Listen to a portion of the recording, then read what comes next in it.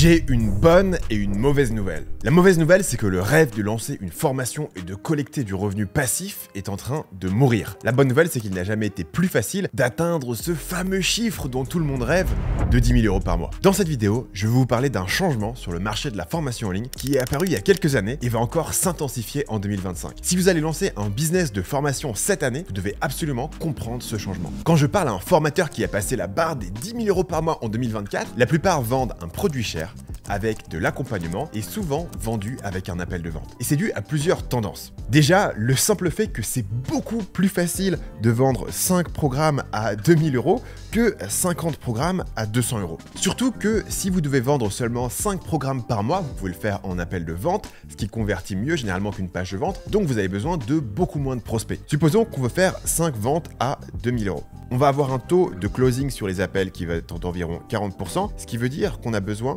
de 12 appels par mois. Ça fait seulement 3 appels par semaine, donc c'est faisable même si vous êtes tout seul, et c'est faisable aussi avec une petite audience, parce que si on suppose qu'une personne sur 1000 va prendre un appel, il vous faut seulement 12 000 vues par mois. A l'inverse, si vous voulez faire vos 10 000 € à l'ancienne en faisant 50 ventes à 200 €, on va maintenant supposer que votre tunnel de vente a un taux de conversion pas trop mal de 4%. Ça veut dire qu'il vous faut 1250 prospects qui rentrent dans votre tunnel par mois. Et si on suppose que 1% des gens qui regardent votre contenu entrent leur adresse email, il vous faut faire 125 000 vues, c'est-à-dire que 10 fois plus que dans le cas où vous vendez 10 fois plus cher. Ces calculs sont approximatifs, mais vous voyez l'idée. Ce modèle avec des produits plus chers, avec plus d'accompagnement, avec plus d'implication sur la vente, sont ceux qui vont maximiser la valeur par prospect. Et ça marche dans des niches évidentes comme comment monter son business en ligne, mais aussi dans des domaines comme le fitness et même la séduction. Si on analyse de manière globale, le facteur majeur qui est derrière ce changement, c'est la pub Facebook. Si vous avez déjà scrollé sur votre feed, vous vous êtes rendu compte que beaucoup de formateurs utilisent la pub Facebook pour trouver leurs clients, et la pub Facebook a un coût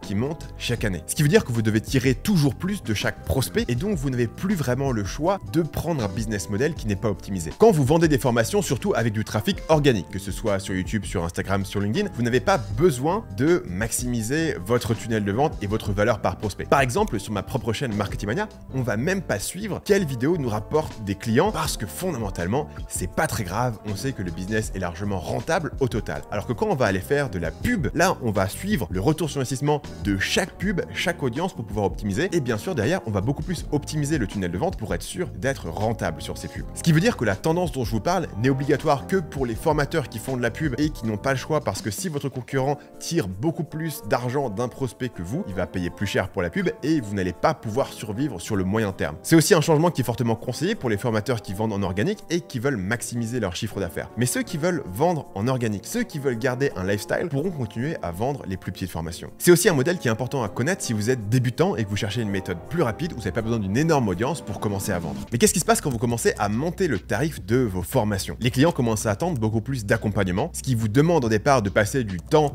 à accompagner vos clients et plus tard potentiellement de recruter une équipe de coach, comme c'est le cas sur l'école des copywriters, un business que j'ai lancé. Puisque votre tarif est maintenant plus élevé, vous allez devoir faire des appels de vente pour vendre votre produit. Ce qui veut dire au départ du temps sur les appels et puis plus tard l'effort de recruter et de gérer une équipe commerciale. Si en plus de ça vous faites de la pub Facebook, vous ne pouvez pas laisser vos pubs tourner de manière passive. Il faut continuellement optimiser la performance de chaque élément de votre funnel pour rester compétitif. Ça veut dire les pubs, renouveler les créatifs, retravailler votre ciblage, ça veut dire votre landing page, continuellement être en train de la tester et de l'améliorer. Ça veut dire optimiser le nombre de personnes qui vont rentrer leur email et qui vont prendre un appel. Ça veut dire maintenir un gros taux de vente sur les appels. Autrement dit, comme dans le vieux modèle, vous devez être très fort en marketing pour vendre des formations, mais en plus, vous devez avoir des compétences d'opérationnel et de recrutement pour grossir ce type de business. Ce qui veut dire que ce rêve du revenu passif de j'ai monté un petit blog et je pars à la plage n'est pas vraiment possible avec ce modèle. Quand j'ai commencé à voir cette tendance arriver il y a quelques années, je me suis aperçu que les outils traditionnels pour vendre des formations n'étaient pas adaptés. Alors j'ai créé Schoolmaker, une plateforme pensée pour les formations hybrides qui inclut une communauté et de l'accompagnement. Le but était de créer un nouvel outil pour aller avec cette nouvelle méthode.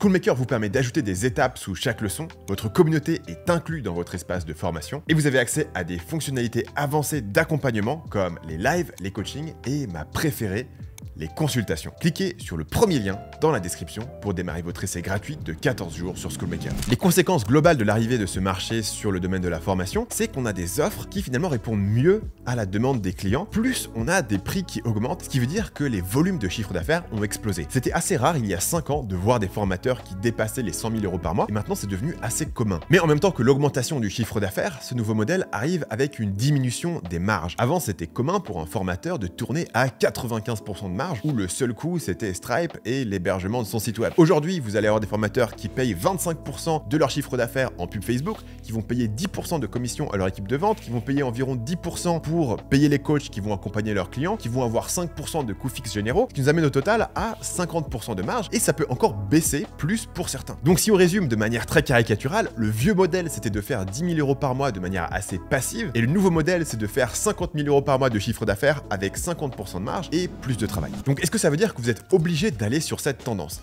La réponse est non, mais il faut savoir qu'elle existe. Et beaucoup de gens n'en parlent pas parce que c'est plus sexy de vendre aux débutants le rêve du revenu passif. Évidemment, beaucoup de gens n'ont pas envie de faire des appels de vente et ça se comprend. Ils préfèrent vendre de manière plus passive, ils n'ont pas trop envie de passer de temps à accompagner les clients, mais ces personnes-là vont de plus en plus sacrifier une grande partie de leur croissance. Ce qui est bien sûr un choix qui se défend, mais si on ne vous a jamais parlé de cet autre modèle qui perce actuellement, vous ne vous rendez même pas compte que vous êtes en train de faire un choix. Fondamentalement, vous avez 3 options. La première, c'est celle du scaling agressif. Dans cette option, vous prenez tout le modèle dont on a parlé et vous appliquez tout à la règle. Ça veut dire pub Facebook, produit high ticket, closer, accompagnement. Ça veut probablement dire bosser beaucoup au départ de votre business pour lancer tous les ingrédients de la machine. Ça veut dire une grosse courbe d'apprentissage parce que vous devez à la fois apprendre la pub, le closing, le recrutement, le marketing. Mais si vous êtes prêt à faire tout ça, c'est actuellement la méthode la plus rapide. C'est la tendance de ce qui marche le mieux actuellement. Il y a sur une fragilité qui est la dépendance à la pub Facebook. Vous risquez que votre compte soit banni ou simplement que vos performances baissent de 30% ou que vos coûts augmentent de 30%, ce qui fait que votre business n'est plus rentable et vous n'avez plus rien. Et c'est pour ça que beaucoup de gens qui ont suivi ce modèle dans les 2 à 3 dernières années veulent maintenant monter une audience organique pour se diversifier et augmenter leur revenu global.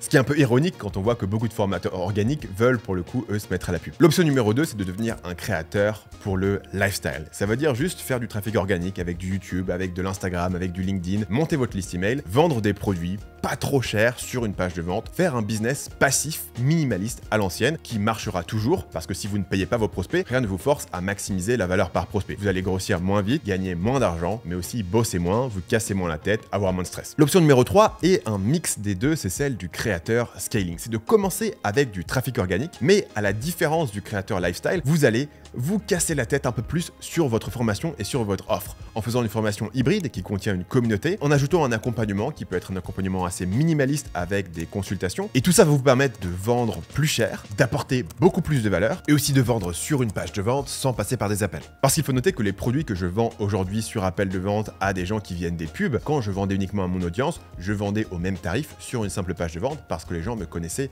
déjà. Ce que peu de gens comprennent, c'est que la raison pour laquelle vous devez mettre des closers, c'est-à-dire une équipe commerciale sur un tunnel de pub, c'est parce que quand vous payez vos prospects, vous devez faire tourner votre cash, c'est-à-dire vous devez avoir les gens qui achètent rapidement. Quand les gens me découvrent de manière organique sur Marketing Mania, je suis pas très agressif, donc ils vont souvent acheter après 6 à 18 mois. Mais si j'avais dû payer chaque prospect pour qu'ils achètent 18 mois plus tard, je ne pourrais jamais m'y retrouver parce que numéro 1, je ne pourrais pas savoir quelle pub fonctionne ou non sans attendre 1 an et demi, ce qui est intenable, et numéro 2, je créerais un trou énorme de trésorerie. Donc on a besoin des appels de vente pour pouvoir vendre plus rapidement. Mais si vous tournez en organique, vous pouvez vendre une formation hybride qui est chère, qui va apporter beaucoup de bénéfices à votre entreprise sans avoir besoin d'équipe de vente. Mais ce qui est intéressant dans ce modèle, c'est que vous avez développé une offre qui pourrait fonctionner en pub. Donc vous avez beaucoup d'options qui sont ouvertes. Vous pouvez ajouter des appels de vente pour vendre encore plus à votre audience ou carrément aller ajouter de la pub et aller grignoter le créateur scaling tout en ayant votre base arrière de revenus grâce à votre audience organique. L'avantage d'attaquer ce type de modèle avec déjà une audience organique, c'est que vous allez avoir des prospects qui vont être beaucoup moins chers et un meilleur taux de conversion parce que les gens ont simplement plus confiance en vous. Vous n'êtes aussi pas forcé d'implémenter les tactiques que vous n'aimez pas comme les appels de vente. Et c'est pour ça que cette troisième option, celle du créateur scaling, est celle que je préfère personnellement et que je suis depuis quelques années. Mais avant ça, si vous allez lancer un business de formation en ligne cette année, la décision la plus importante est de choisir votre idée. Si vous choisissez la mauvaise idée, rien ne pourra vous sauver. Cliquez ici pour apprendre comment choisir une bonne idée de formation en ligne aujourd'hui.